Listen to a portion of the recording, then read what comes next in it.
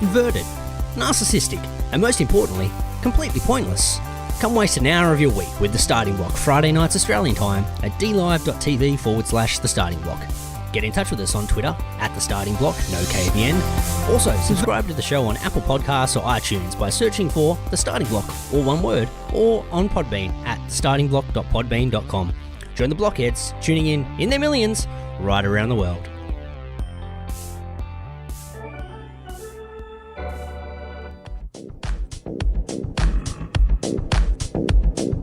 You're listening to The Starting Block on TAVshow.com.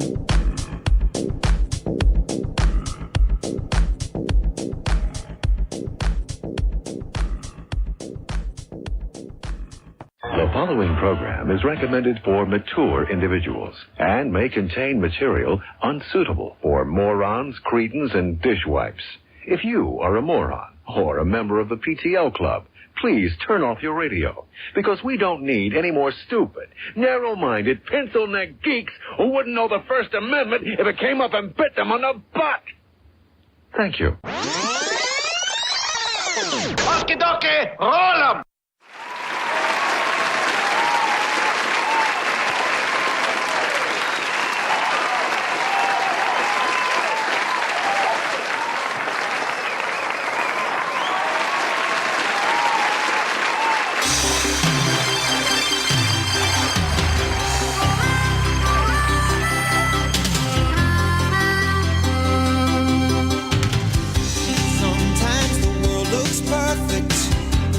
Nothing to rearrange.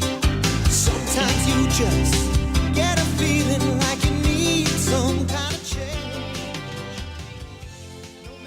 Hey, welcome to The Starting Block for another week. Big show as always. We've got story times, we've got lockdown, we've got stories of the week, we've got Milo beer, we've got Jim Edwards story of the week, all that and much, much more here on The Block. Standing tall on the wings of my dream. Rise and fall on the wings of my dream. Rain, thunder, wind and haze, I'm bound for better days. My life, my dream, and nothing's gonna stop me now.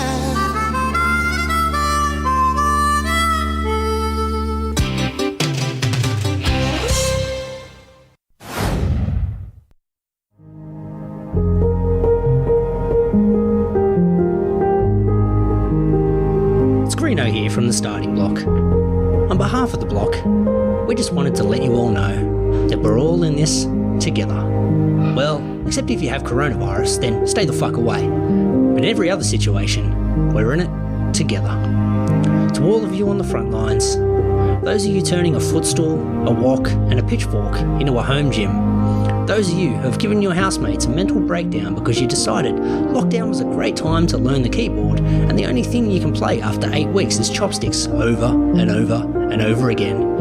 And those of you who are homeschooling and are now understanding the question you used to harass your maths teacher with of, when the fuck are we ever going to need to know this in the real world, is coming back to bite you on the ass. Just remember, like a 1990s Australian sitcom, we're all in this together. The days may be long, but in times like this, you can rest assured we will be here to waste an hour of your week, Friday nights Australian time, at dlive.tv/The Starting Block. So take care, social distance, whack on a mask, and subscribe to our show on iTunes. It may not cure coronavirus, but it sure will help us with our rankings. And isn't that really the most important thing right now?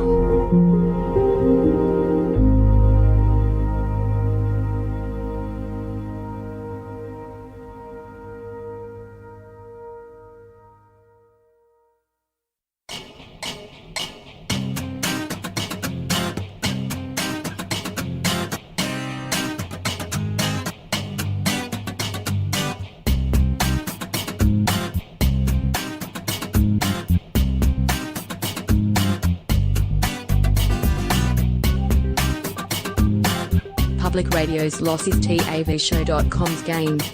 You're listening to The Starting Block. Hey, welcome to the starting block for another week. You've got myself, Greeno, and I'm joined by a man who's wondering why he now needs to be home before the streetlights go out. Back when we were kids. My co-captain, Damo, how are we, sir? Very good, Greeno. Blockheads, millions around the world, etc. Remember when we figured out how to turn the streetlights off permanently? There used to be this trick because the streetlights had a little door on them, obviously, so the electricians could access the panels and all that shit. And if you just kicked the streetlight just above the door, they would go out. So they'd go out. Yeah. So all of our streets, like where we grew up as kids, like all the street lights would be out all the time because the kids would just keep walking past and kicking them out. Kicking them. Because the rule was, if the street lights are on, got to go inside, kids, and we wanted to fuck around outside. That's so right. if the light doesn't go on, it'd be pitch black outside. It's like, well, no, I'm still in the right here. Yeah. The rule was street lights got to be on. They're not on yet, are they? Fuck kids. Fuck kids are annoying, aren't they? Nice, They're so fucking annoying. Yeah, Greeno, if we can just open up the show today with a quick little story. I like stories about pinatas. Just to let you know kind of what my last few hours has looked like. So I want to stress this early, Greeno, as early as I can here on the show. It can't all be about COVID tonight. We can't be talking about COVID. I can't take it anymore. There is literally, I'm looking at my rundown, no COVID, no COVID, no COVID. Yep. Someone fucking during COVID. Yes. No COVID, no COVID, no COVID. Okay. No COVID, no COVID. We are good. It's literally, bar someone getting dicked during COVID, we are COVID free tonight. I mean, I don't. You probably don't listen to the radio or that kind of thing much. Zero radio listen. I don't think I've listened to the radio in probably the better part of 8 years. Well, that's a start. So it's radio, it's TV, it's just fucking constant. Everything. It's social media. It's 24 hours. And like I've noticed this phenomenon for like the last month or so, Greeno. Other stories are about COVID now. Other topics are all about COVID too. So you can't read a sports report without reading about fucking COVID. Gotta have something about it, Yeah, can't read you can't even read like, ridiculous kind of celebrity gossip without reading about COVID. It's like, I wonder what Jennifer Aniston's doing. And then you'll pick up your edition of In Style.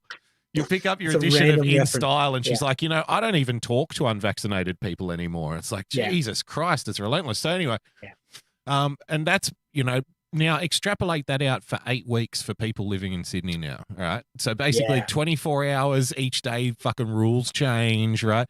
There's new announcements for 8 weeks. So I work at night, I sleep during the day, I wake up at like 5 o'clock, and there's a little message buzzing on my phone, Greeno. Today. Yes, today. Just like, so it's 8:42 local time here. Yeah, 3 hours ago now. Yeah. 3 hours ago. So I wake up and there's a little message from my phone. It's from work, Greeno, and work's asking me, hey, bro, have you had your first vaccine yet, Greeno? Nice, Gary! And I thought, well, that's a little forward. That's probably something for me and my doctor to talk about. But I thought, well, I wouldn't be getting asked unless it was prompted. And because I live in the Ring of Steel, Greeno, I've now become accustomed to these kinds of daily, what would you say? Daily adaptations of the quote-unquote plan. Nice, Gary! Yeah, we're constantly shifting one side to the next and see how we go. So I thought, well, this has got to be prompted by something. So I log on Twitter. Wouldn't you know it? Big Gladys, Greeno, horny Gladys, sexy Gladys, a new bunch of rules come out today. And if you're from a particular area of Sydney, which is now called the Ring of Steel.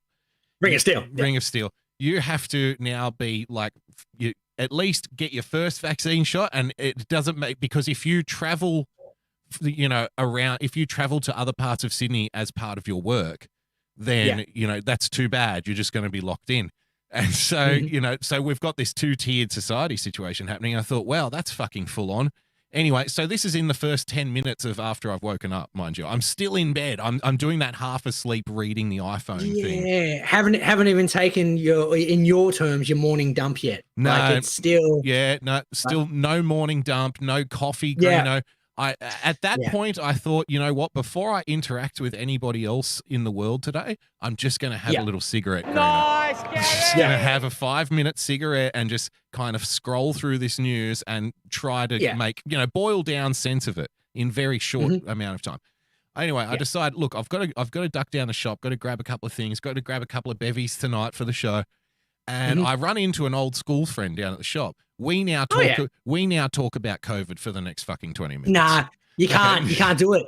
No, you can't do it. That's because you got to cut it off early. It was relating to work. So anyway, I get up to the cashier, and me and the cashier now talk about COVID. They want to chit chat about COVID. Exactly. Yes, I get home, and the lovely Lady Boogs is talking about COVID to her mother on the phone. Nice, Gary. Yeah, you know what that. So. And then I'm talking to other people about it but everybody's talking to everybody about the new rules now. You see what I mean? And it's become like a 24-hour fucking adrenaline hit in the arm for media and politicians alike, because it's become the school gossip session. Yep. Yeah, definitely. Like the topic. Did you hear what Jimmy did in the bathroom yesterday? Oh yeah, I know that. And then you tell another person, then suddenly Jimmy's jerking off over the store. It's fucking. It just goes too far. Yeah, it starts off. Jimmy, like in reality, only took like a 10-minute shit instead of a 5-minute shit. But then the first story is Jimmy was in there smoking. Jimmy was in there smoking marijuana. Jimmy was in there smoking crack. Jimmy was in there smoking meth, having sex with another man. Jimmy was in there jerking off, having sex with the principal, Greeno. And it's like poor Jimmy sitting in the corner going, I can't keep up with all of this. That's it. The rules keep changing. Now I'm jerking off the principal. I don't know what the fuck's going on. So anyway... So this has been like I said, for the last. This is the beauty of this show. We just hours. turned a very serious COVID conversation into Jimmy jerking off over the school principal in the bathroom. Well, what did you think, Jimmy? You know what Jimmy was doing in there? You know what Jimmy was fucking doing in there? He was in there with the other boys talking about fucking COVID. Nice. Yeah, exactly. They're talking about the lockdown. You know, I'm not even going to be able to go over to the principal's house and jerk him off because of these restrictions. No, exactly. I'm a torn man. Yeah, so I mean, and that's how I've come into the fucking show tonight. And I want to give you a nice Gary. Nice, Gary. Because things are happening here like 100 miles a fucking hour.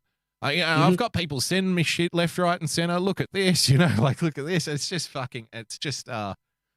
relentless, man. And I just wonder, like, if ordinary, normal people now, because now I'm starting to get those, because I've been talking about this kind of shit for a long time, what I mean? Yeah. And we kind of knew that it was always going to end this way, even kind of 12 months ago. Back then, nobody gave a fuck. 6 months ago, a few people gave a fuck. A few months ago, a few more people gave a fuck. And now everyone gives a fuck. But the problem is, Greeno, it's too fucking late. Nice, Gary. Yeah, it's too fucking late to give a fuck now. So even normal people now are kind of, getting in touch with me going, hey, man, is that, like, this is kind of shitty, isn't it? And I'm like, yeah, it is. Where have you been? A little bit. I mean, welcome to the party. Better late than never, but Jesus fucking Christ, man.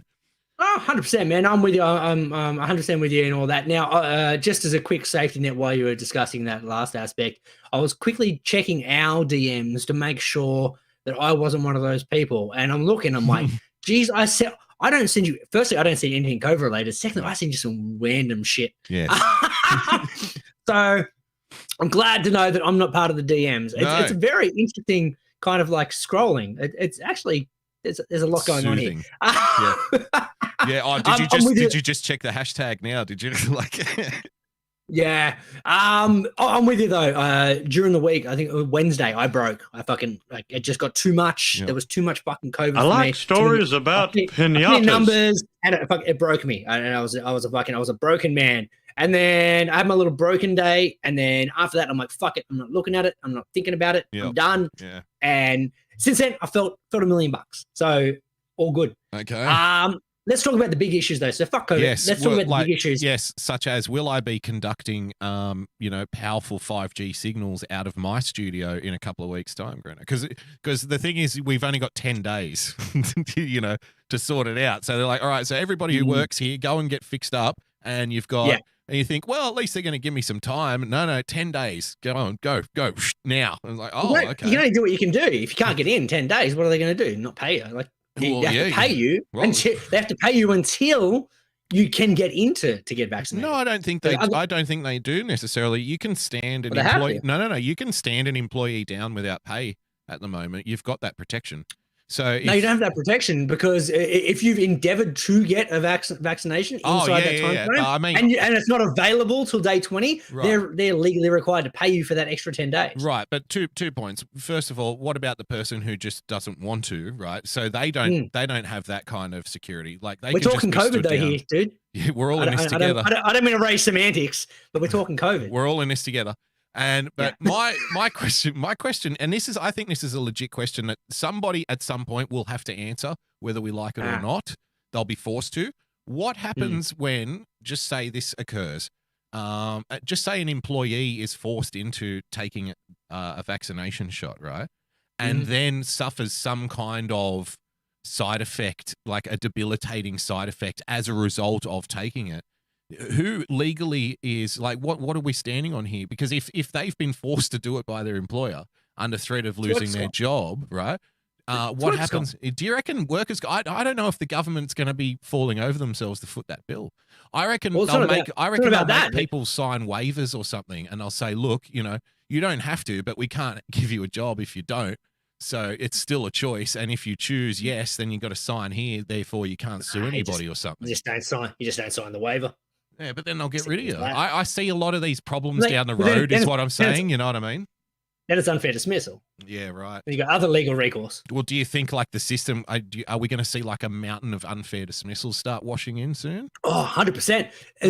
Anyone who gets stood down for the fact that they won't get a vaccination, it's an unfair dismissal case, but 100% sure. Yeah. Or it's a HR issue, and it's a workers' comp claim. So there's 3 different forms of recourse there. Okay. Not to get all serious, but no, that's good. I want to know, because if it's that simple, right? If it's that simple, then why are they doing it? So it's obviously, if it's that obvious and that simple that couldn't be the case, then why are the conditions being set up the way they are? It's just to, intimidate / coerce people into doing it. No, it's 100%. It's intimidation in one aspect, and secondly, people aren't aware of their full, their full rights. Yeah, because that would be a horrible thing that would be a horrible thing for the person who's trying to tell everybody what to do. Nice, do not. Okay, tell them how they're going to die if they don't do it, and they won't be able to work. But do they have a right to, challenge this legally? Shh. We don't want them to know that. Let's just go along. Let's see. We'll go along to get along. See how long we can fucking keep this going for. Look, don't get me wrong. Vaccinations in workplaces have been a requirement for a whole bunch of things. Like it's not just workplaces. Like it's daycares. Like my kids can't go to their daycare unless they've got like their vaccinations up to date, their rubella shot, their meningococcal, whatever. There's like 7 you got to get done before at each age, sort of thing. They're not allowed to go there. So these kind of practices have been around for ages. Okay. But there's no kind of legal recourse because that's a choice we've made, and we're not employed by the daycare. Whereas if it's an employer requirement and the only reason you're getting said vaccination is because of the employer's requirements, and you've got proof that that's the only reason you've got it, then suddenly you've got a different position. Once again, I'm not a lawyer, but logic dictates that. Secondly, if you get side effects as a result of it that leads to a debilitating condition, then work's the major contributing factor to you getting that, which means you've now got workers' comp recourse. Yeah, and I'd just like to add it very quickly, and then we'll get off this fucking topic. But whereas before you're 100% right with the workplaces have required these before. I even take it back to ethically to pre-employment medical checks and stuff. Like we've been doing that. But now it's based on geography. So it's like if you live here, you have to be vaccinated to go to any job. So I think it's a lot different to like a one-on-one conversation between an employee and an employer saying, look, if you want to work here, this is a requirement of working here. No, now it's the government saying this is a requirement of working at all. So that's much, much different. But then the other thing is, okay, so if we're going to force employees, quote unquote, coerce, quote unquote, convince, persuade, however you want to put it, if we're going to persuade them to take this and then they have negative side effects, I'm just wondering, I grew up in Western Sydney, you grew up in Western Sydney, how many people do you think are going to be calling up like their insurance company going, yeah, nah, bro, since I took the fucking job, the jab, bro, Like my fucking back, mate, eh? Me fucking back's been aching. I can't even walk. I can't even piss without shaking, mate. Like somebody's going to have to fucking pay for this, mate. Like I can't go to work. I was already off work because of me knee. I did me knee last year. Like how many of those guys are just going to start coming out of work? You know the guys who slip over in supermarkets, Greeno? Mm-hmm. So they're like, nah, mate. No, I've been drooling. Like I've got the fucking palsy thing. And I've just been drooling, and my face is really like you'd think like I've taken too much speed or something, but it's not. It's the vaccine, bro. It's the vaccine, bro. Can't go to work. 100% the vaccine, bro. Can't go. Back's fucked, mate. So and I blame the vaccine. That's the one saving grace out of the current situation is I know that 6 months from now, 12 months from now, the workers' comp system is going to be fucking overwhelmed, and I hope that they have to pay out millions and millions and millions and millions of dollars to people who say like, nah, I can't work anymore, man, because of the side effects, yo. The thing is, you got to actually have a job in Western Sydney in order to get workers' comp. So that'll reduce the numbers down, Yeah, that'll cut it down. Very good. I like stories about pinatas. Done with COVID. Except for the next stories. I like stories about pinatas. Except for the guy fucking. That's all. Yeah, no, that one's later. That's later. That's now segment 4 because I put a couple of story times breather in the bubble. Yeah, it's all good. Damo, I talked a couple of weeks ago. I told the kite story. Remember the kite story about couldn't get the kite working? Yeah, the crappy kite that you saved for 30 fucking years because you're such a cheap bastard. And then you took it out for the first day. Oh, we got wind. This is an amazing day for my little girl. And then dreams destroyed, Greeno. That's it. Thanks for coming. Now, I could not get that kite working. Now, I literally tried for a couple of days before the thing snapped. I didn't give the full story. I tried for a couple of days, could not get the kite working. I was napped when it came to my kite guiding responsibilities as a parent. No experience in the kite game, Greeno. No experience. And I'm like, the kite thing must be harder than I remember it. Because I remember being a kid, you throw it up in the air, the fucking wind gets it. Whoosh, there you go, we're good. Thanks for coming. I remember you'd have to hold it over your head and run against the wind and then like get a good lot of speed up and then kind of chuck it and then keep running as fast as you can. Throw it like a paper plane. Yeah. Spot on. And then once it caught the wind, you were all good. Yes. So that's what I tried. Now I was like, look, maybe my backyard is just not meant for kites because I got like my backyard's reasonably big, but it's thin, so there's not a lot of width to it. I like stories about pinatas. Greeno, no backyard is good for kites unless you're living on a farm or something. You got to have like a football field or something to run around. Yeah, I guess so. But at the same time, like there's surface areas to at least get it up in the air before something goes awry. That was my theory. But if you don't get it, if you don't time it perfectly, it's like getting off an aircraft carrier. You'll just slam into the fence. Yeah, still holding the kite.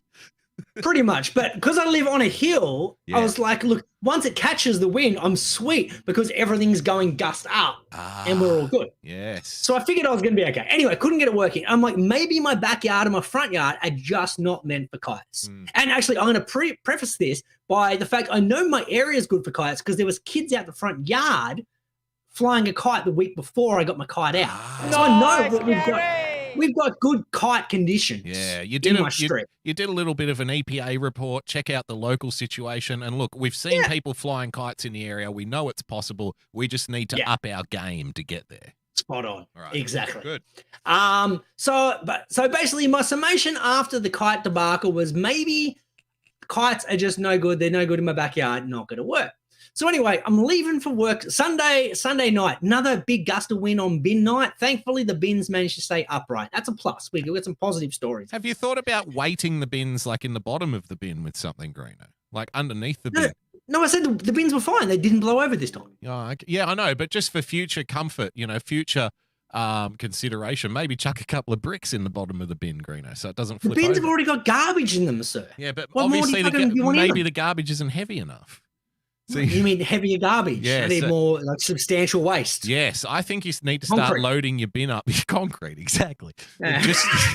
Just dirt, like solid. Imagine he comes to pick it up, it's just a fucking solid block of concrete. What'd you do that for? To stop the bin falling over? Yeah, exactly. Not the whole thing, like just half of it, the bottom half. Just half of it. It's just half concrete. Yeah, so it's always spilling out over the top. Yes, and so rubbish it's spilling out of the top, and the rubbish is blowing down the street. But at least the garbage is up. That's right. The bin's up. It's in the right position. So we got a Sunday night. The wind's blowing again. The bins stay up. Happy days. Everyone's fucking happy. Yeah. As I'm reversing out, taking my son to daycare on the Monday morning, and I'm reversing out, and I see my neighbor in my front, like in the front yard. And then I don't have a very close relationship with my neighbors. They're both very, very lovely, but we've got probably like a 20-year age gap between myself and both my neighbors. And you've only been there like a fucking 5 minutes, man. In terms of home ownership, you've barely We've almost been there a year, dude. Yeah, but that's fucking nothing when you like move into a new home. That's not much. Yeah, no. But everyone's very lovely. Everyone's very, very friendly. It's just we haven't built that relationship yet where we're buddies and we hang out and have beers or anything like that. Plus, you'll fuck up their 5G connection, Greeno. 5G connection with your vaccine. And, I'm antisocial. You know my rules, man. I don't like talking to people in general. So, the chit-chatty, it's not my thing. So the lovely lady next door comes out. She's waving. Hey, there's that young Greenaway fella. Did you hear about some idiot put concrete in his bin the other day? Fucked up the garbage truck for everybody. But the lady that was waving, like she's an older lady and she lives by herself. And I've been meaning to check on her to make sure she's all right. Because obviously, like, how old, like pensioner old or? Yeah. Like she's got 5 kids and they all are adults. So she's kind of like in like retirement age. Right. Okay. Very, very lovely lady, very, very friendly. So I was like, is something wrong? I better quickly stop the car, wind the window down. And she's like, hey, do you guys have like did the kids have this toy like castle? Yeah, man. How do you know that? And she's like, well, it's in my backyard. Nice, Gary. Did you steal my kid's fucking castle, you bitch? And I'm like, is it a red and white one? She's like, yeah. And I'm like, well, I can't get out of the car now because I've got the kids in it to double check. I don't know if it's mine or not. I said, look, I'll come back. Sweet old lady's a thief, Greeno. I'm like, once I come back, I'll double check, make sure that it is mine because I don't want to like just grab a castle if it's not mine. I'll come back there. Just help yourself to a yard and start taking shit. Yeah. Start taking stuff. Going, this is my pop land too. Yeah, I think this bar fridge belongs to me. When did you find this? This is mine too. Yeah. How did this TV my TV get inside your house? I swear that's mine. Nice, Gary. We must have got it. So anyway, I get back, take the little one over there. We walk in. Turns out that yes, it is we walk through the backyard. Turns out it is our outdoor kind of like play spaceship thing that's gone into a backyard with the wind. It's got me. So the spaceship toy left your yard and went into her yard thanks to this wind, and you're still not considering putting concrete into your bin, Greeno. No, but here's the thing. It demoralized me because I'm like, let me get this right. A kid's plaything can lift itself up with the wind over a 2-foot fence. Yes. Sorry, no, more like a 6-foot fence. 6 foot. Flying in the air sideways, yet I can't get a fucking kite to work. Nice, Gary. That was my story. It's a lovely little story. I like stories about pinatas. Greeno, you'd be better off tying a string to garden furniture than trying to get a kite in the air. That's what I've worked out. Anyway, we're on the backyard. Got another story for you, Dave. Let's do another story. I like stories about pinatas. That story. It was a big week this week. I realize I'm becoming an old man. Yep. It's not ideal. I realize I'm at that age now where I'm like, oh, hang on, it is ideal. The alternative is you're dead. So dead, becoming an old man is ideal. Great. Yeah, fair call. But this week bought myself a shed. Nice, Gary. Shed world. We've got I don't know sheds. Oh, you fucking read my mind. My biggest disappointment. Yeah. The whole point, you just stole my punchline. I got all the way to, went through all the different sites, and my biggest disappointment was the fact I could not order it from Shed World. Yes. Just so I could do the fucking Shed World bags. Do you reckon we can play the Shed World clip? Like, who gives a fuck, hey? Like, no one's listening. Nah, yeah, I think we'll be all right. Yeah. I think we'll be okay. I mean, I know, quote unquote, we're not supposed to, but really, if Tony Martin calls me up to complain about us playing the Shed World clip on our show, then I'm just going to say, hi, Tony, can I get a signature? It's so good to hear from you. So let's have a look here. Just so you know what we're talking about. I'd like to hear you guys call Shed World and see if you can get whoever answers the phone to use the word shed 20 times, no more, no less. That's quite a challenge. Chuck us over the phone. All right, here we go. This is how we spend our afternoons here at Martin Malloy. Fuck Tony Martin's a funny cunt. Shed World, may I help you? Sorry, who is that? Shed World. Shed World? yes. Sorry, it's a very bad line. What do you have Just there? his voices and shit. Garages, sheds, farm sheds, whatever. How many different sorts of sheds have you got? About 4,800 All sheds? Sheds. sheds, from a little garden shed up to a factory complex. Right, what sort of, if people So came dumb. in, what would they see there? Is this from about Eat Your 6 or Peas, 7 Greeno, sheds or on display, from the Yeah, I think it garden is. Sheds up to a factory shed. American barns, heritage 26-degree pitch roofs, double domestic garages. this guy knows his fucking Right, sheds, have man? you got any, He knows his like, sheds. The smaller ones, have you got those? Smaller The garden ones. sheds. Yeah. Yes, yes. I love that voice. Right, what about something... Yeah, it is, what you Eat Your put, Peas. Like Yeah. a snooker table in?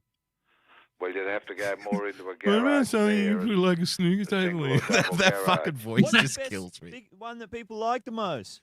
Well, a single shed in the Galspan model.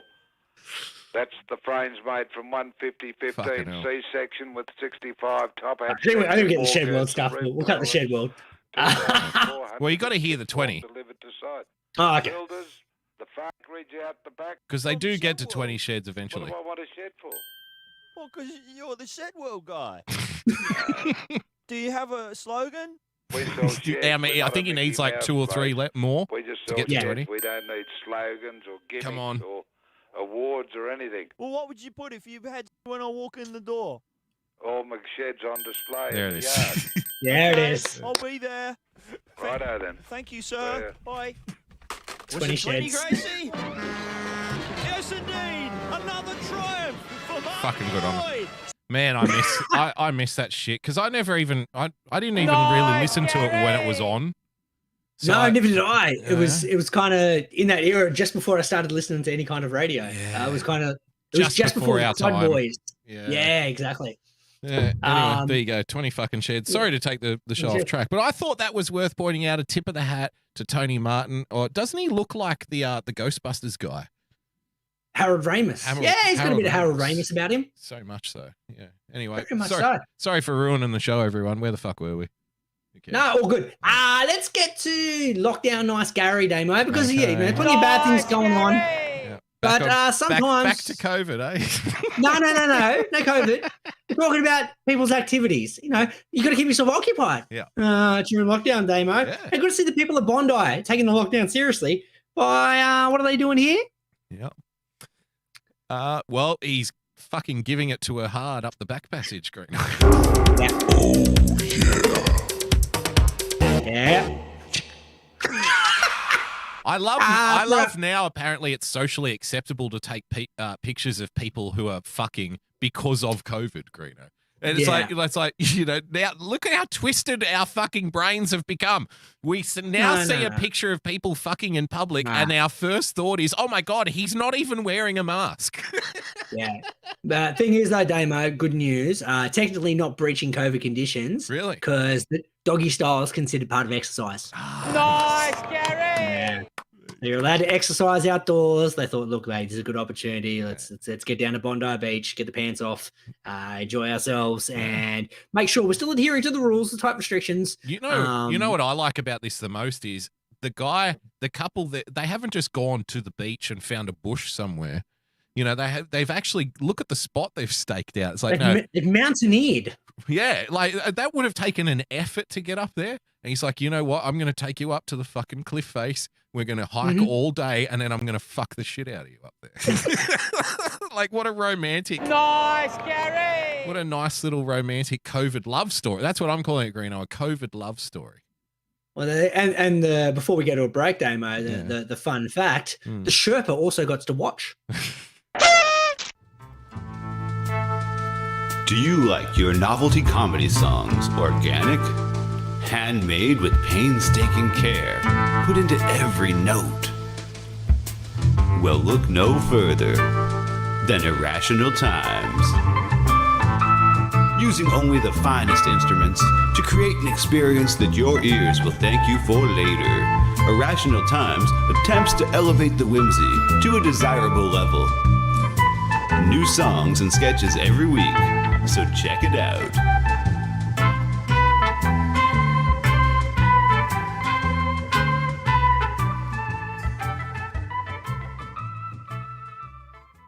There's a place that we can go to watch old things. All the warm, fuzzy member berries it brings. It's a special little spot tucked away on D-Live. Enjoy the joy of Pessy. Campy old movies and old cartoons. We hope to see you over there very soon. It's our special little spot tucked away on D-Live. Enjoy the joy of Pessy. When we were kids and there wasn't any school, we'd sit and watch all the best cartoons, eating cereal until it was noon. We never thought that 30 years later it'd still be cool. Saturday night and cheesy movies, the ones that used to show us boobies. It's our special little spot tucked away on D-Live. Enjoy the joy of Pessy. Enjoy the joy of Pessy. Enjoy the joy of Pessy.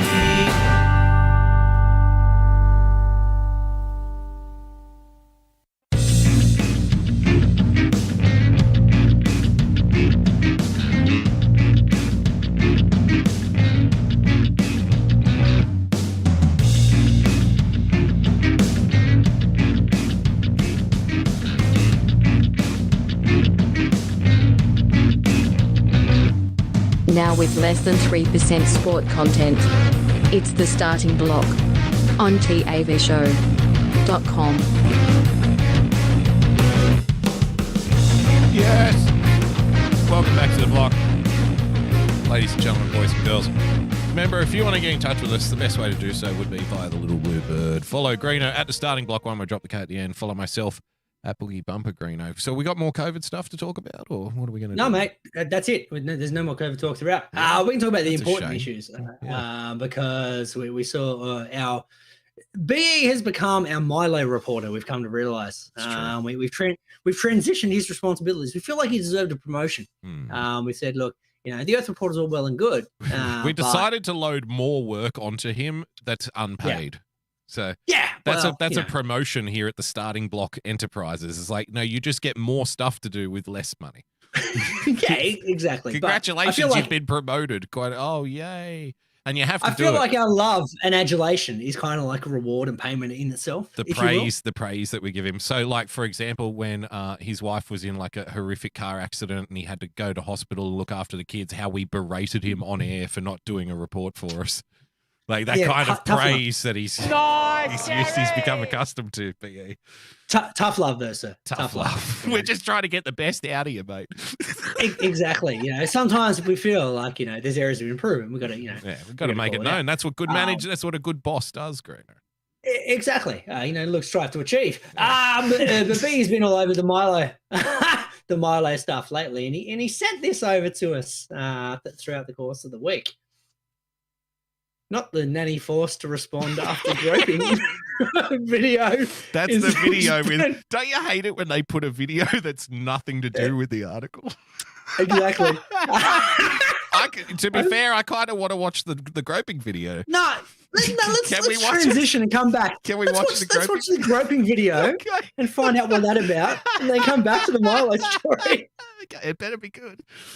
It better be good. It's groping involved. Get a hot toss while you're at it. We'll wait for the video to load.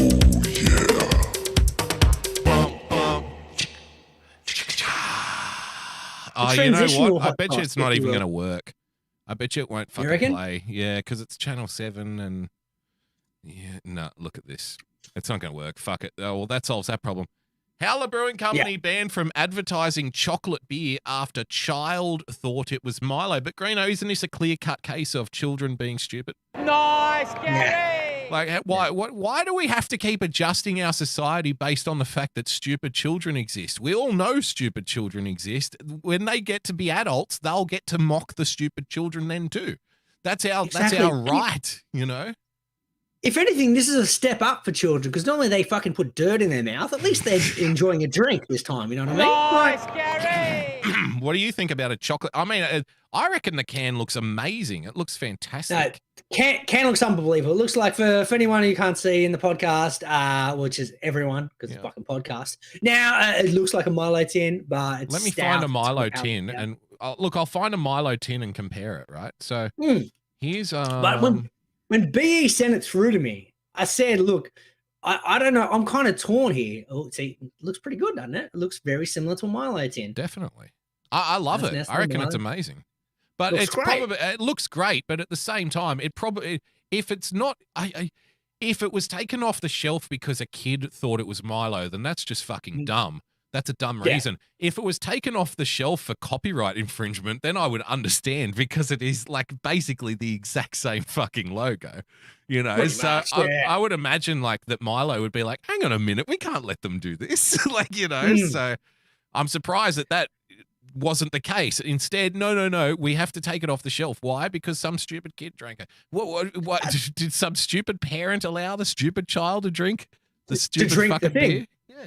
Like, don't get me wrong, I leave my beers around in the house, and you know, I actually keep an eye on where the beer may be to make sure my stupid kid doesn't fucking drink it. Yeah, and you tell your stupid kid, hey, no, this is not for you. This is Daddy's drink only. Don't touch it. And my son asked me that exact question last night as I'm sipping a beer while putting him to bed. He's like, Daddy, what's that? And I'm like, well, that's Daddy's drink. He's like, well, where's Zachy's drink? And I'm like, well, in your fucking bottle. Don't touch my bottle. Yeah. That's your bottle. Yeah. The green glass one is Daddy's bottle. Exactly. The plastic one with the Thomas the Tank Engine, that's Zachy's bottle. That's how we roll.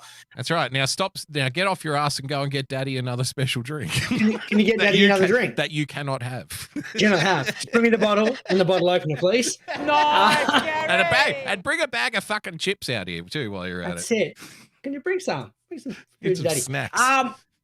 But the whole point of this segment was I don't know whether this is either genius or something that a Milo that might be worse than Milo Yiannopoulos. Oh, really? Okay, well, talk me through if it's Milo based beer, Milo beer, is that I don't know whether that's a good thing or a bad thing. Have you ever had a chocolatey beer that you've enjoyed? I have, actually.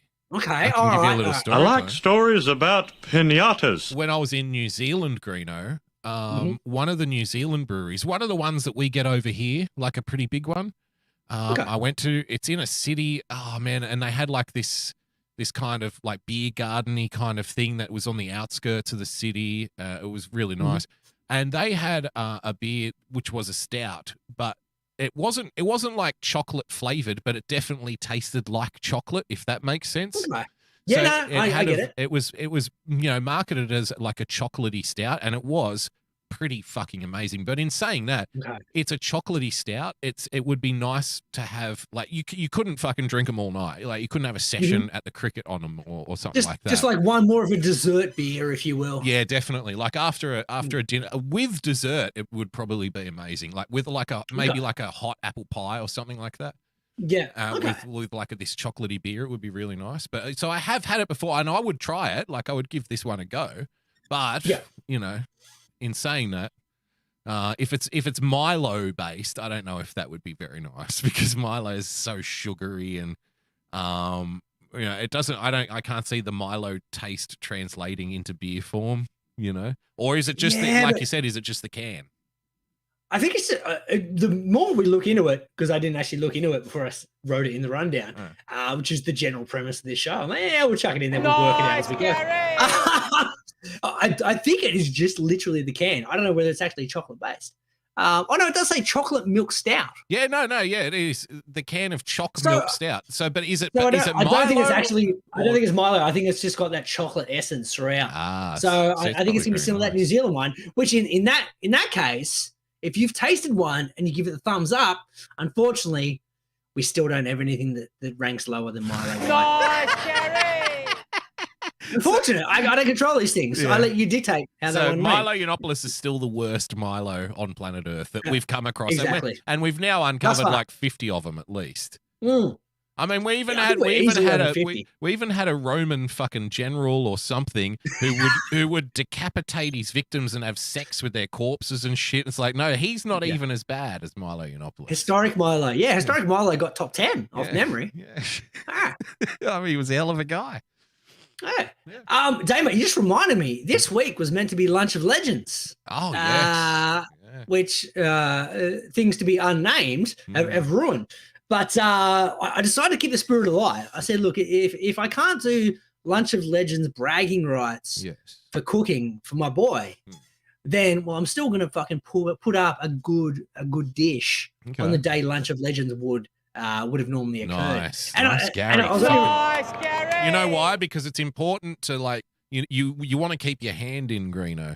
You know, if you're having a time away from the game, like just say you stop playing baseball for 6 weeks, you're still going to go out for a jog every now and then, maybe run the diamond a few times, hit the batting cages a little bit, because you don't want to let everything go. You've got to stay in form. Nah, that's it. Exactly. Got to keep in touch. Yep. Got to make sure I've still got the skills. Exactly. So tomorrow, this is what the Lunch of Legends lunch would have been had we been proceeding tomorrow instead of you being locked in your house between 9 and 5. In the Ring of Steel. In the Ring of Steel, correct. A sweet potato gnocchi with a 4 cheese and chive sauce is what is on the menu in the Greeno household tomorrow. I can imagine a cheese sauce would be very runny, very rich and very runny, Greeno. Very sticky. It is. But yeah, exactly. It's got some parmesan. It's got mascarpone. Mozzarella. It's got It's got gorgonzola. And it's got a little bit more musky. And it's got one more cheese, but it's put a little bit of goat's cheese in there, Greeno, for a little bit. Nah, it's not goat's cheese. I can't remember what it is off the top of my head. But it's a 4 cheese because hence 4 cheese sauce. Yes. But at the same time, it's got a richness to it, but still very light. And the sweet potato gnocchi handmade. Really, that's something I'd love to see. How do you prepare a gnocchi? A gnocchi. See, the gnocchi. The gnocchi is flour, actually is in it flour itself, and potato mixed together? It's potato. So yeah, it's actually a very laborious task, and that's why it fit in perfectly with the Lunch of Legends ruling of you can't half-ass it. You got to go top notch. The gnocchis in themselves are the most laborious task because you got to cook the potatoes, you got to steam the potatoes, you got to get them to the right temperature and the right heat. Because if you go too far or too under, you can't mash them through. Because it's not like a regular mash. It's got to go through. Yep. Fine sieve, sir. It's going to go through a very fine sieve. Do you get yourself that double zero Italian pasta flour for that? I don't. I just use a regular flour. Oh, okay. It seems to do the job. But it's all about temperature and timing because if you put the flour in and you roll it too late or too early, you're not going to get the right consistency. So it's a very time-intensive thing. Right. Okay. Spot on. You need it to blend and mix together perfectly. Then you got to roll it out. Then you got to let it set.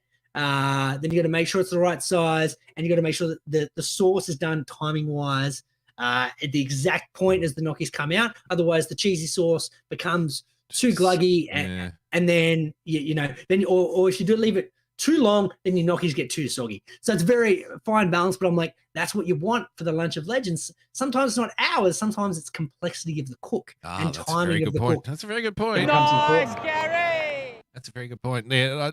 I'm somebody who'd much rather like take a long time to slow cook something, and Greeno, I think, is far better suited to like organizing 4 or 5 things to all finish at the same time. The technicalities of it. And I thought that's how I'm going to try and get my one-upmanship of I'm creating a very extravagant meal, but the timings involved will be one up. Now, with that being said, thankfully the Premier has ruined your chance of one-upping me. So now I can just retire from the Lunch of Legends from this side of the Ring of Steel forever. And being the champion, the undisputed champion, because the last one was the best one. You said it yourself, best one yet. So, and then that's it.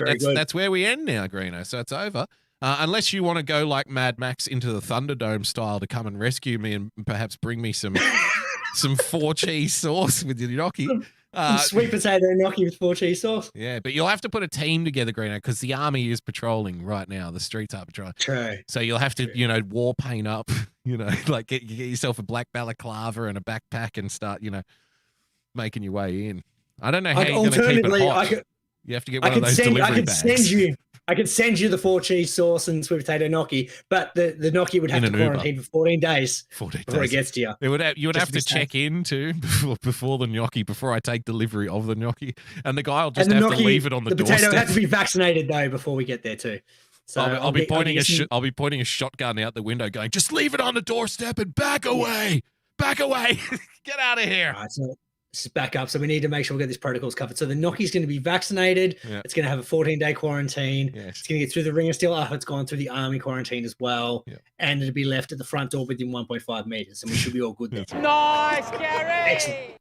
It's not complicated at all. Just 2 more weeks, guys. We're all in this together.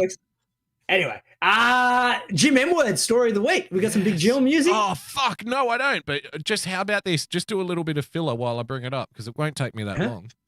Shed World. Hey, who wants to hear another Martin Malloy clip? Hey. How do you feel? I'll do a quick story time while we're doing that. While you find some big Jill music. There we go. Big Jill. Big Jill. All right, what's the story? Big Where Jill. are we? Here we go. Let me put it up on the screen now. Turfed out. Football team SK Bran, Greeno, has, quote, orgy with 4 women on pitch and caught on security camera after boozy night out. How do you like that? There we Nice, go. Gary. It's a little bit Hot toss while you're at it, please, sir. There we go. A top flight club is mired in scandal after it was claimed that players were involved in a raunchy late night party at their stadium, Greeno. Local newspaper Bergen's... Outdoors, though, Damo. Yes. Rules don't apply. It's all good. Yeah, that's right. They're athletes. They can do whatever the fuck they want, can't they? Allegation. It's a private athlete, bro. Yeah. Private athlete, bro. They can do. Why don't you go start your own football league? 12 players from Norwegian club SK Bran inviting the Norwegians know how to party, don't they, Greeno? They know how to get down. That's how they do it. Inviting 4 women back to their home ground after a boozy night out. The unnamed stars are said to have attended Bacone Ristorante in the city after a training Give game. yourself a nice Gary for the pronunciation. Nice, Gary. I mean, I didn't think I was going to be reading an Italian restaurant in Norway's name, but apparently that's what we get here on the big show. Jill. After continuing the event at a nightclub, they ended up taking a trip to the 17,000 capacity Brand Stadium. So the players have taken the chicks out for dinner, a nice dinner, a nice restaurant, right? They're probably earning pretty good fucking coin, Greeno. They make pretty good scratch. And they've done the ultimate kind of big dick move. It's like, hey, why don't I show you where I work? Nice, Gary. Why don't I show you where I work? And they take them back to the stadium and have an orgy on the middle of the field. Yeah. Now they left there. The good news is that they were smart. They were like, look, let's leave the phones outside, fellas. So no filming. No filming. They forgot though. Security cameras are inside the stadium. That's fantastic. It does say in the article, phones are said to have been left outside the arena to ensure nobody filmed the event, which was nonetheless caught by security. The way they write it, which was nonetheless caught by security cameras. Yeah. There we go. And I just want to give a little nice Gary here. Nice, Gary. Because when I was reading this earlier, just before the show, I noticed this. Former Southampton and Brighton player Greeno, Vigard Foreign, has since had his contract terminated, so he lost his job over this. Although that's expensive pussy, man. Although the club have asserted that the defender's exit has been discussed for weeks and is not related to the party. Nice, Gary. Nothing to do with you having sex in the middle of the ground there. But I just wanted to give a nice Gary to the guy because former Southampton, that's my team in the English Premier League. That's your team, yeah, it's your boys. Yeah, so it's good to see another Southampton boy doing well. 100% though, like, don't get me wrong, like when we were in our younger days, you know, you bring a lady, you're out on the town. You need a place to go back for some love, and sometimes you can't take them back to your parents' house. No. If you got a workplace you got the keys to, they just happen to do it at a football stadium. I mean, like, sometimes you can't take them home because the wife and kids are there. Like you got to go to the office. In this scenario, probably. Yeah, exactly. Very good. Thank you, Jim Edward. I'm enjoying Jim Edward's story of the week segment. Jim's been sending us stuff for a while now. We felt so bad because we never got to it. Because, in all honesty, my fuck up, I never bothered checking the Discord. But now I make a conscious effort to do Jim Edwards once a week. We've talked a lot on this show, Damo, about cancellation. We've got to find things to cancel, got to get ahead of the curve. Unfortunately, the world is working faster than we can to come up with bullshit reasons to cancel stuff. We thought we were ahead of the curve, right? Yes. We thought we were crushing it. We're pioneers of this shit, Greeno. We thought we were, but exactly. The problem is that I think we've got a little bit lapsed. We've kind of rested on our laurels a little bit in the cancellations, and the world is caught up in making sure they come up with a random shit to cancel. Now, I came across, you know me, big baseball fan. I came across this during the week while I was watching a game. And the next day I was watching, actually, let's watch the clip first and let's find out what we're meant to be offended by. All right. Now what do you do with Shohei Ohtani? Be very careful. Okay. So let's play that again. So they're asking, so Shohei Ohtani, we've talked about him in the show. Every week we do a stat man on Shohei Ohtani. We love him here on the show. We fucking love him. He's the best. He's unbelievable. He's a stat man freak. Yep. Basically, MLB stat man for 2021 is just me sucking Shohei Ohtani's dick. Imagine the guys who put Shohei Ohtani in their fantasy team right at the start when he was worth fuck all. Yeah. Imagine how anybody has Shohei in their fucking fantasy team, Greeno. Exactly. Hit a quick stat man for me while we're here. We're talking Shohei. I'm a stat man. Hit his 40th home run this season earlier this week. He's now leading all of MLB with home runs. And in the game that he hit his 40th home run, he threw an eight-inning shutout.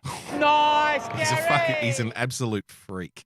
He's a freak. Unbelievable. He's the Sebastian Loeb of baseball. He's the Tiger Woods of baseball. He's the Roger Federer of baseball, whatever. You know, and he's only just getting started too. That's the thing. He's only just kind of warming up. He's only going to get better.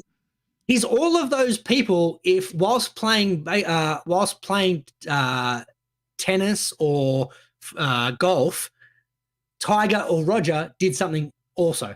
Right, yeah. So two disciplines, because he's not just a batter. He's not just a pitcher. He's both. Yeah, he's both, and he's fucking great at both. There's a chance he could win the Cy Young, which is the best pitcher, and also the MVP, which is normally the best offensive player. The only thing I can think of, which I can compare, and believe it or not, it's actually a female sportsman, and I don't, you know my stand on female sports, Greeno. I don't really care about it. But I think is it Elise Perry, who is both. Elise Perry, you read my mind. She's in the Australian soccer team and the Australian women's cricket team as well. So, and she's probably the best player in both teams. Probably not in the women's soccer team anymore because Sam Kerr's better, but she's one of the best in the world, and is the best in the world in the women's cricket team. So very much like Elise Perry, but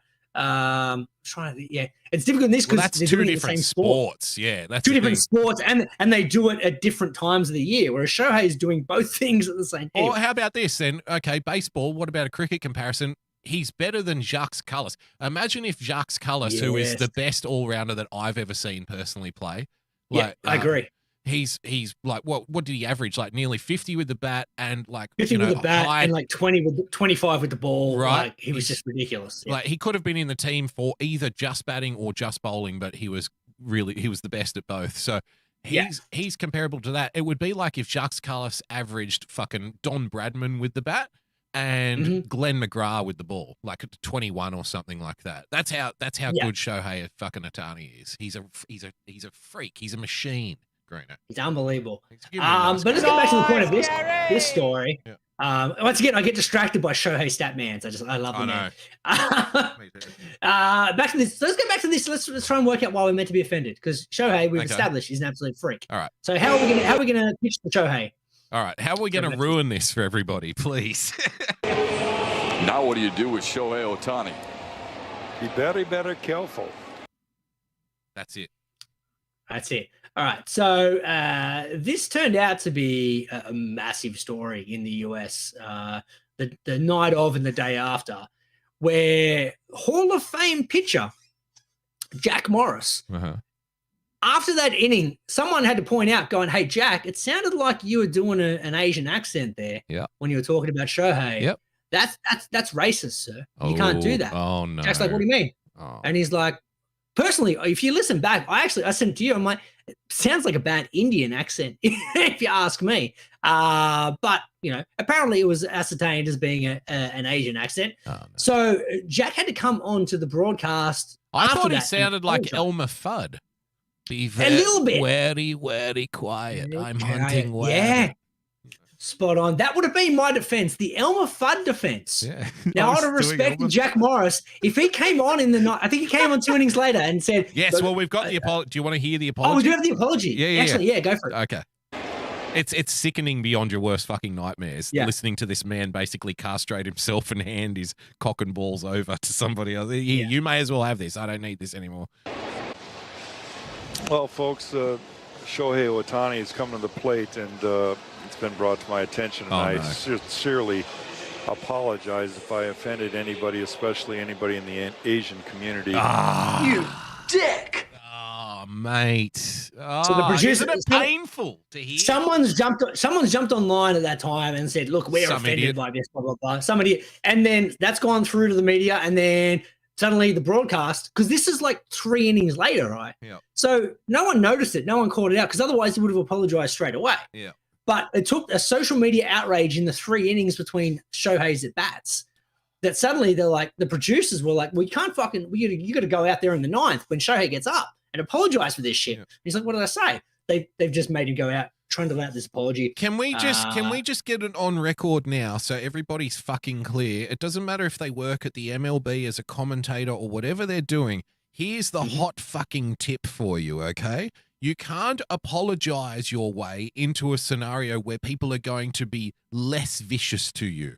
You're only just fucking ensuring that next time they're going to come at you harder again, because I'm sorry, it's about strength, it's about weakness. So somebody on Twitter's getting off on the fact that they can make you apologize during a fucking international broadcast of a game. And it's not even anything more than that.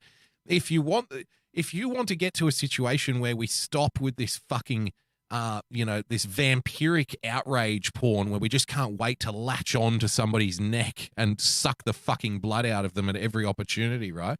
If you want to get to a place where you move past that, here's what you have to do, Greeno.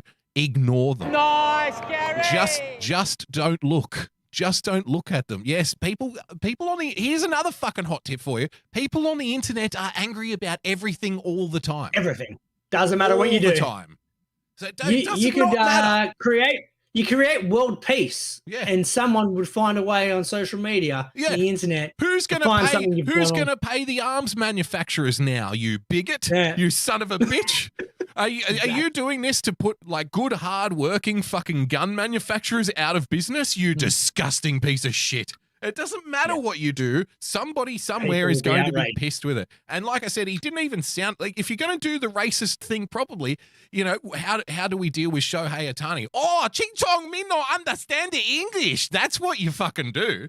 If you want to do the racist thing. I didn't even know what he was doing. It was Elmer fucking Fudd. Listen. Now what do you do with Shohei Ohtani? Be very, very careful. Be very, very quiet. I'm hunting rabbits. He doesn't even know what accent he's doing. How can it be racist? He's a terrible accent. If anything, it sounded Indian. Which is, if you're not sure, it's nowhere near Japan. Like, India is a pretty fucking distance. Man, this shit is just getting to.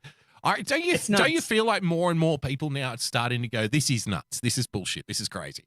Enough. Well, my wife is very kind of like normal. She likes to be likes to be very PC with things. Yep. And I was showing her a couple of things. She's like, "What are you talking about in the show tonight?" And I'm like, "Oh, here's what we got in the rundown." She doesn't listen to the show.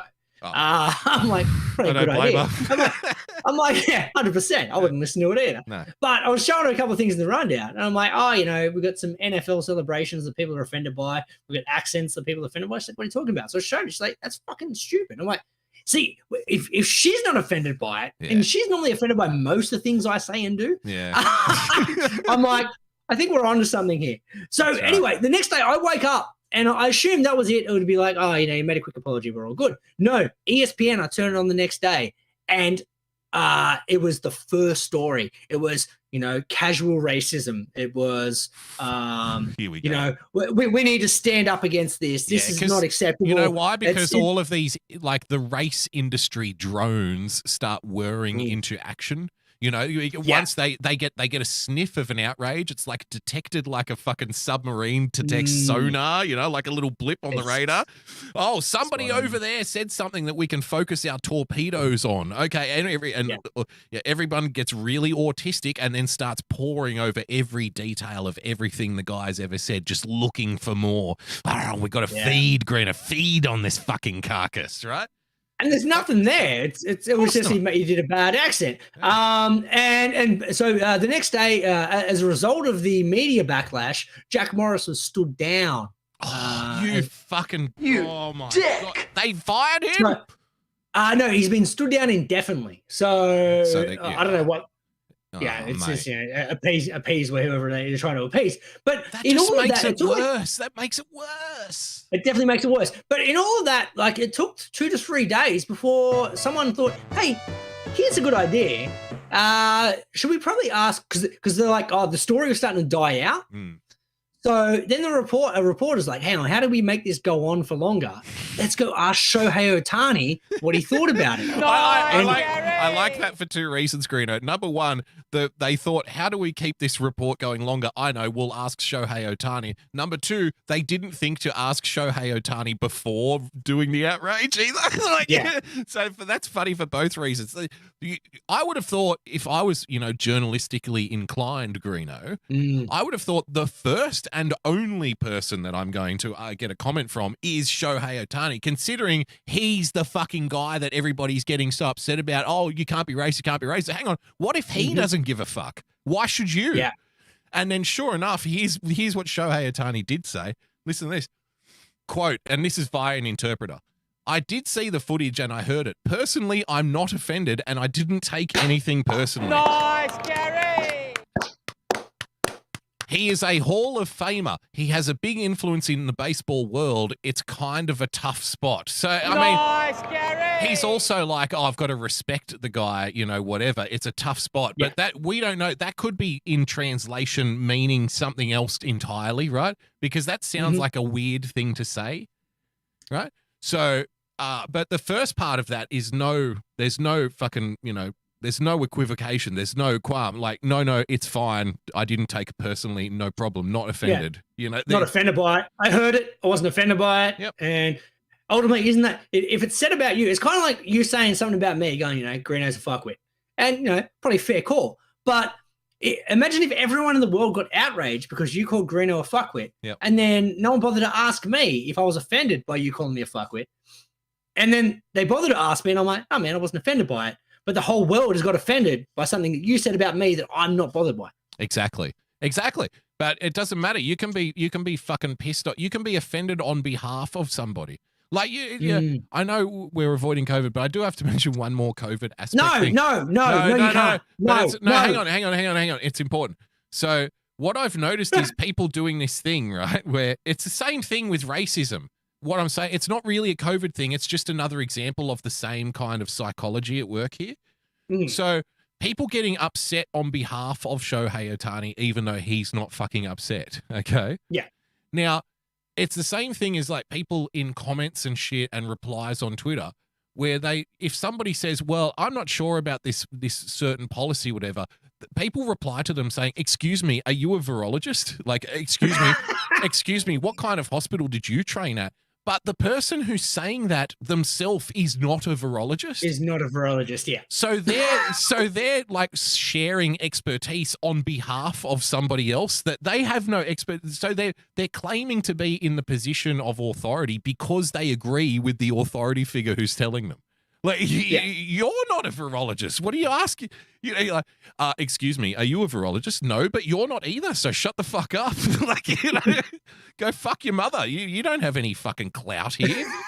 But this is what people behave. It's like, excuse me, you're a white man and you don't know how offensive that is. You're white too, you fucking dickhead. You don't know either. The guy doesn't care. Why the fuck do you? Well, excuse me, you're not a virologist. It's this. We've created this whole fucking tribe of people who live on the internet now who just think like it's just so reactionary and emotional, and it's really a shit pit out there, isn't it, on the internet? I heard this referred to, like the ESPN stories that I watched and whatnot referred to it as casual racism. Yep. Isn't that the best kind? I'd rather casual racism than violent racism personally. Like, it's so true. Like, I'd rather someone, make a bad accent about me than, put me to a fucking stake because of what race I am. True. You know what I mean? We should all aim for casual racism. That's what we want. We want casual racism. It's so But it got me true. thinking, Damo. Because if we allow that should be the goal. If we allow the casual racism, then maybe they won't put each other on stakes. We You know can what I mean? stamp out the actual like brutal, violent, here's the thing. inappropriate racism. Give the racist an option, right? Give them a deal and say, okay, so here's the thing: you can either make Chinese jokes for the rest of your life and live in peace and grill on the weekends, or you can kill one Chinese guy and then go to prison for the rest of your life. What do you want to do? It's like, oh, I want to go. I'm going to make the Chinese jokes. Okay, great. Next, that's your great. Okay, fine. We can do that. See, look at that. You know nothing about racism. I know nothing about baseball. We fucking Nice, Gary. If we're going to take a bad thing, because I don't think that's going to end up working. So I think if we can take a good thing out of a bad situation, I need to double down on this. Anyone who fucking does bad Australian accents, shrimp on the Barbie, that kind of stuff, I'm fucking demanding cancellation, sir. Nice, Gary. Exactly. Fucking oath. Mersh from Revenge of the Sis does a fucking horrific Australian accent. So we need to make sure we put him in front of the Human Rights Commission. This is offensive. Can you find me a clip? And I want you to send out an outrage Twitter post. Yeah, we'll get some lawyers involved. No, don't need lawyers. You just need the outrage, right? There's nothing illegal about it. We just need to post it going, how dare he insult the Australian race like this? We demand an apology. Terrible. And ask for merch. Ask for merch to, we want a social media apology. Yes. And I want him banned off Twitter for 7 days. Constant. Well, he's already been banned 3 times. Nice, Gary. I don't know if that's going to be. Quite obviously. Yeah, for good reason. That's what I want now. Shout out to Mersh and RATC. That's it. As we go to an ad break. It's the JJ Stoner Spring Collection, the perfect attire for any and every occasion you can think of this season. Like we were in the mosh pit full of sweat and everyone's slapping, hitting, and pulling on you. This shit won't rip! Lunch at your favorite cafe? Brunch with the girls? These stylish ensembles will give you the confidence you need to look and feel your best. Or if you're getting arrested for possession, it comes with a built-in police stick-proof body armor.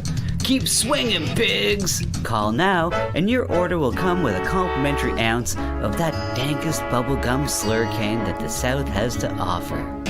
Don't forget the wall tapestry! If you need to cover your wall, it works! Hello, my name is Frozen Asian, and I'd like to tell you about my show, The Sunday Night Shit Show, every Sunday night at 10 p.m. Eastern Standard Time. Along with good conversations and laughing at funny and weird shit we find on the internet, we also have the Hat Cam, where I showcase my myriad of great-looking hats. Here is a testimonial from a great friend of mine who has enjoyed my hats lately. I hope your next hat is a bullet. Jesus Christ, what are you, fucking Asian Dick Tracy? What's wrong with you? Why do you have to ruin my evening? Like, I was just gonna listen to my buds do their show, and you just gotta do that. You do the show without the hat. So you're not enjoying it? No! Dude, Asian come Dick on, Tracy. secretly you enjoy it. You look like you're going undercover in Argentina, but it's not working. I hate you. I hate you. Oh, come on, you secretly love it. No, I openly hate it.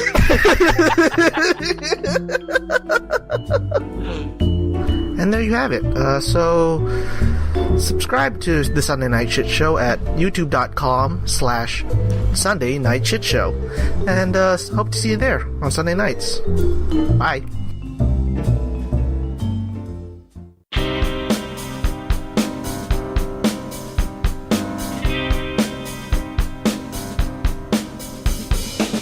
Welcome to The Starting Block. Follow on Twitter at The Starting Block. Drop the K at the end.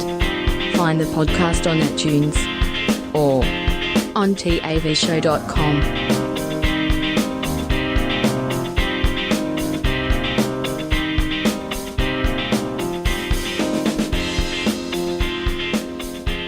Yes, back on the block, ladies and gentlemen, boys and girls. I think, Damo, if we do a short YouTube clip, that last segment has to be the YouTube clip, just the casual racism bit. Casual racism. What we should all be hoping for. Speaking of casual racism, there's a comment in the chat from Cody Pennant, who I think is a Kiwi bro, little Kiwi bro. Oh, okay. He said, "Hey, Australia, thanks for the Delta. Sincerely, New Zealand." And I replied, "It's just a plot to get rid of all the Kiwi backpackers here." So we're going to stop, Australia becoming a destination for New Zealanders, Greeno. And so what we're doing is, we're now in the Ring of Steel. So I've done many jobs with a whole bunch of Kiwis and Maoris and Islanders and stuff. Now we've put up the Ring of Steel. That's it. Nobody's allowed in anymore. Sorry, boys. You're going to have to go somewhere else to do your removals jobs and your landscaping jobs and the street, what do they call them? I don't fucking know. The guys who stand on the street, Greeno, and wave shit around and tell you which lane to go in. Oh, God. Those guys. Workers? No, not construction workers. The traffic controllers. Traffic controllers, there you go. Traffic controllers. Lollipop ladies. Yeah, traffic controllers are either big, burly New Zealanders or tiny Irish girls for some reason. Yeah, I was going to say, it seems a lot of girls doing that job in my area. There's a lot of construction in my streets, and it's always ladies with weird dyed pink hair, which I assume Irish. Backpackers. I don't know why. Yeah. Backpackers, nothing else to do. For some reason, it's always an Irish chick. We must have some arrangement. Maybe the Australian government isn't so bad. It's no, I tell you what we'll do. We'll allow, 1,000 cute Irish girls into the country every year to do traffic control, but that's it. We don't want anyone else. Just send the best ones you got. Send all the ones that look like the cause. It's part of the trend. Yeah, it's part of the agreement. You can bring all your Chinese students in to fund our universities, as well as the 1,000 Irish chicks to do our traffic control and stuff. But everybody else, you're locked out. We can't have you. Sorry about that. Yeah, stay the fuck away. Damo, it's a big cancellation week this week because I realised nothing's allowed anymore. Nothing's allowed. Now I don't watch any NFL preseason because any preseason game I'm not interested in, no matter what the sport is. Because of squad rotation and stuff, and it's just not interesting. Who cares? They're not really trying. They're just trying not to get injured. I'll watch a preseason if my team signs a new player and they're playing or something, just to get a bit of a look at him.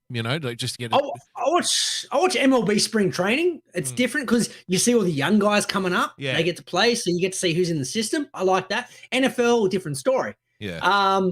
But they've started testing it. They've got some new rules in the NFL this year. New rules. Just 2 more weeks, guys. Yeah. It's 2 more weeks. They're trying to test it out, see how it goes in the preseason. And one of the rules is they're over taunting, Damo. I said, this is the bad look. The rapes, the murders, the beating of your children. That's fine in the NFL. But celebrating after a run, we got to cut that shit out. I'm going to hate this, aren't I? You are. Okay. So let's watch this clip. This clip led to a penalty against the Indianapolis Colts player for what's referred to as taunting. You're not allowed to celebrate or taunt anymore. Let's have a look at the run and the celebration by this guy. Okay. Ball spotted at the 41-yard line. It's LeMay and a first down. And LeMay keeps the legs going. LeMay runs, putting about 20 yards. Good run. It's good hustle, man. County tractor pull right there. And then a late flag is thrown, pickup of 14 yards. Yeah, Benny has been tough all summer. They should be getting around him. They should be patting him on the fucking head for that shit. Fucking good on you, mate. Good run. Fucking let's go. No, great run. But all I saw was that dude kind of twitching a little bit. Well, he pumped his fist a little bit. Giving himself a little bit yeah, man, good run. Yeah. Wasn't flailing, wasn't grabbing his dick, wasn't fucking, wasn't rubbing anyone's face. He just got a flag for that. That was the penalty, was it? That was the penalty. That was apparently him taunting. That's no longer allowed. So minor ridiculous. NFL celebrations now cancelled. Wow. That's really bad. Because here's the thing, right? At some level, I understand because the league was being over. This isn't a race thing, but it seems like black guys are very often dancing and doing fucking routines and shit after they score touchdowns, right? And I don't mind. I don't mind after the touchdown. This is brought to stamp out where someone does a 2-yard run and they're getting up and they're fucking around. Yeah. Right. Admittedly, what else are they doing? The NFL is one of the slowest games ever.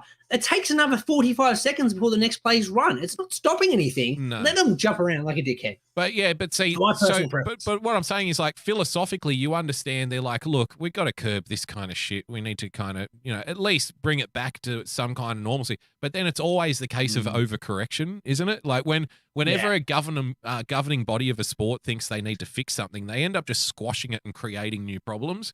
So this shit here, like this can't be allowed. Like that can't be a call against. You should, especially after something like that, he carried like 4 or 5 guys 10 yards.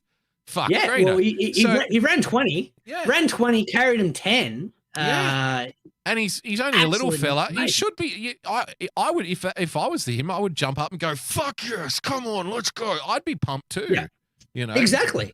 That's insane. They're killing. Why is everyone trying to ruin everything, Greeno? Well, here's the fun thing about the NFL and the way things kind of work. So that is not allowed, Damo. That's going to cop you a penalty. Yeah. Deshaun Watson, who is the starting quarterback for the Houston Texans. Okay. Do you want to know how he spent his offseason? How? Currently defending 22 lawsuits for sexual assault. Nice, Gary. And he's currently 22, not 2.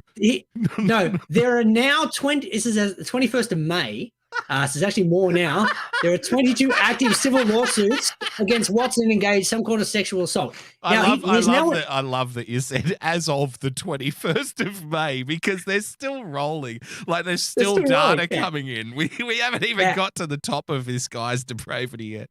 So he's now part of an FBI investigation. What? He's still he's 100%. He's allowed to still play in the NFL and start. That's allowed, but that little kind of like, come on, that wasn't even in anyone's face is now a penalty in the NFL. The world has fucking gone mad, sir. Yeah, that is fucking insanity, and I hope, surely normal people can't be okay with that. Like surely the average football fan, surely everybody looks at that and goes, that's ridiculous. Except the everyone people, does, everyone except the people who are making the rules in these fucking sports. They're the ones who are like coming up with this bull. It's like in the AFL. They've just been out there playing for 2 hours, bumping into each other, running into each other, tackling each other, and then when they go into the rooms to sing the team song after a win, they all have to put their masks on. Put the masks on. I mean, it's fucking nuts. And everybody can see that it's nuts, yet they're doing it anyway. They don't care. It's like the whole point is to make us crazy at this point. You know what I mean? They're doing well. They're doing well at that. Well, you wanted to show this for comparison, I think. The Aussie coach. Oh, yeah, sorry, my apologies. I forgot to write down the fact that it's another joke. I'm like, how many weeks would this guy get? I've got another one, Greeno. Like, how about this? Yes, no, let's get this for a little bit. Okay. Being Boxall. Well, what about this though, Greeno? Breaking through a COVID barrier. What about this, Greeno?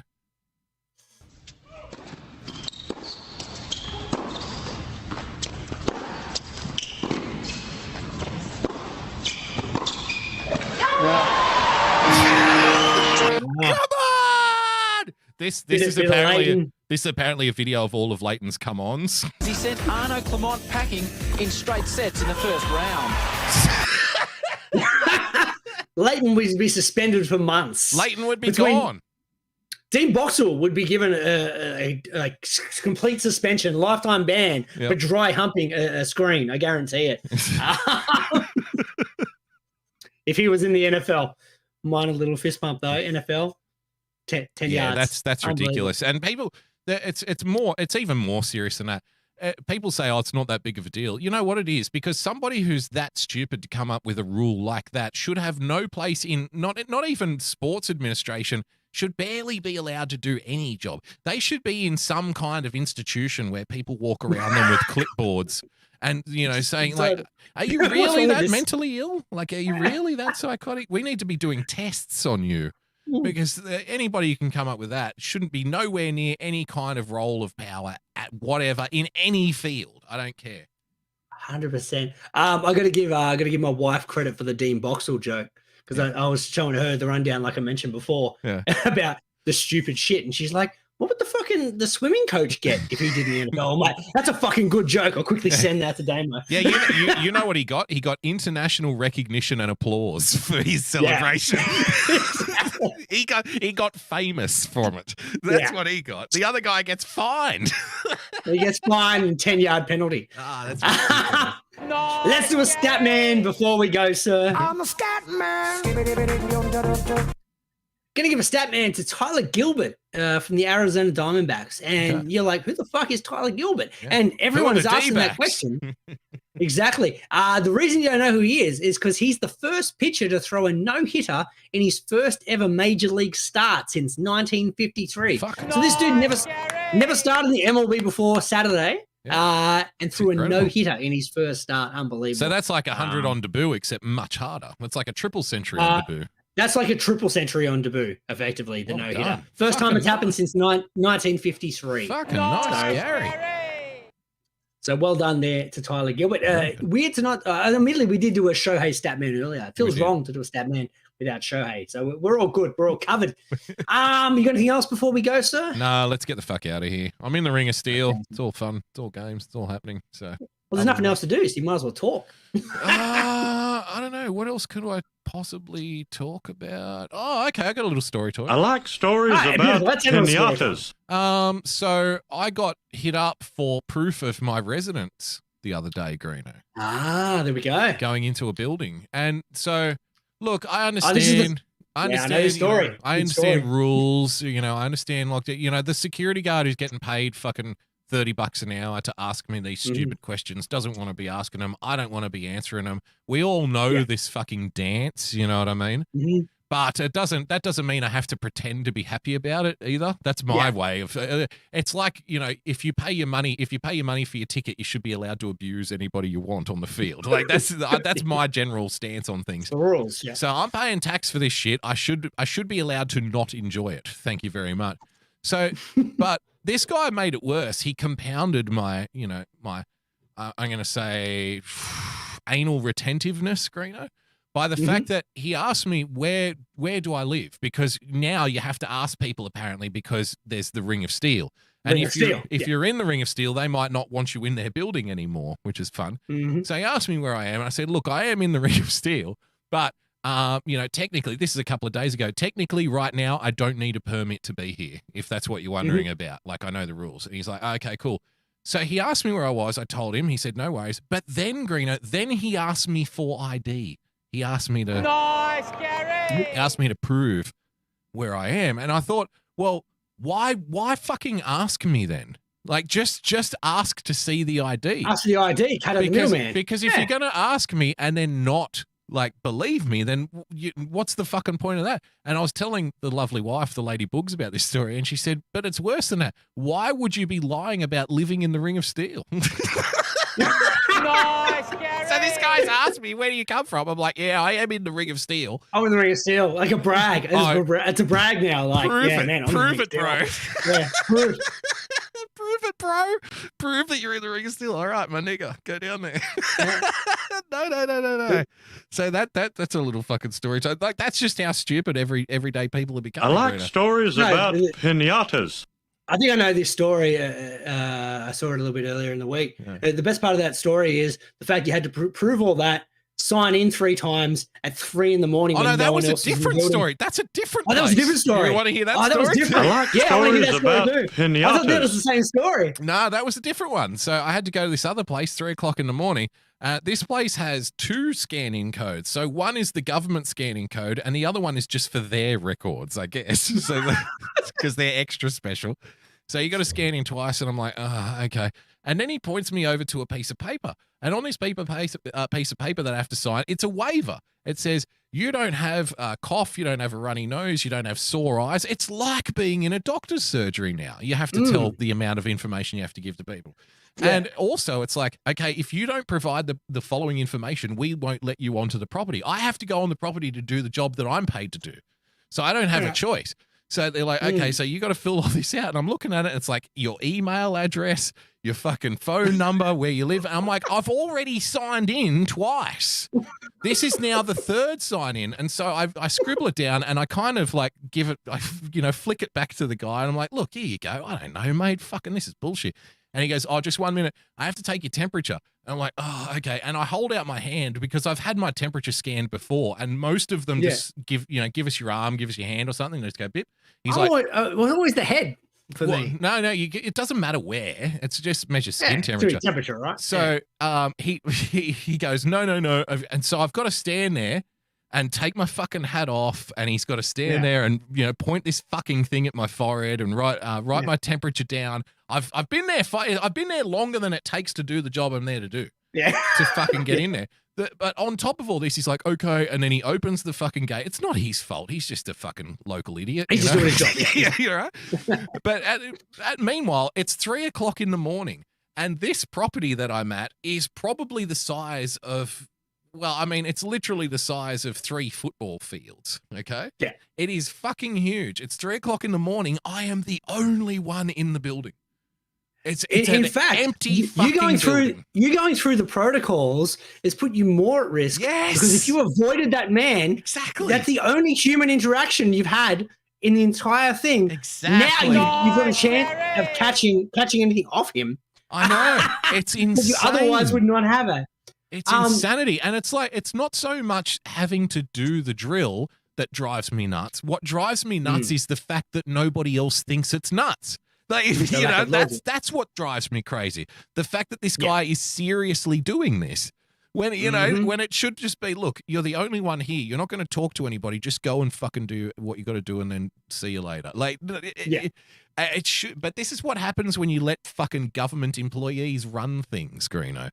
Here's the interesting thing. If we go back to your first story, though, the whole kind of like, where do you live, blah, blah, blah. Yeah. It's interesting how the mentality of certain things of handing over information changes depending on the circumstance. Because in that scenario, it's like, this is a real inconvenience. Because I'm the same. Like, I don't want to put my details down. I'm not comfortable going to a shop and putting my phone number. Well, you're the one who opened my eyes to that whole thing, where because we were getting bombarded in shops. You try to buy something and they want to sign you up for a fucking email. And I don't want it. No, we've now walked out of places because they asked for my details. And I'm like, no, I'm not giving you my phone number and my email address. Fuck, here's the cash. Take the cash. And they're like, no. We need it. And I say, well, go fuck yourself then. I'm not buying it. Spot on. But here's the interesting thing, and I was only reflecting on it the other day when I had to write down like name, address, all that kind of horse shit. That how easily when we go into an RSL club, we just hand over that info and didn't think about it. Nice, Gary. There you go. Like, do you live in a 5-kilometer ring of steel? That's true. Oh, well, you can't come in without a membership.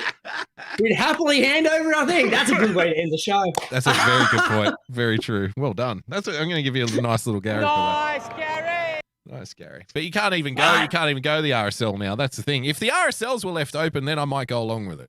Because at least happy days. Inside 5K. Bit of karaoke. Fucking oath. Yeah. All right, sir. Follow Greeno at the starting block. One word, drop the K there, and follow myself at BoogieBumper. Thanks to everyone who listened to the podcast. If you're listening, thanks to everyone who joined us tonight. Thank you for sharing the show out. Till next week, Greeno. Catch you later. See you guys then. Bye. We'll always be bosom buddies, friends, sisters, and pals. We'll always be bosom buddies. If life should reject you, there's me to protect you. If I say that your tongue is vicious, if I call you uncouth, it's simply that. Who else but a bosom buddy will sit down and tell you the truth? Hey, Patriots, this is your favorite Southerner, Doc Martin. Just wanted to remind you to put on your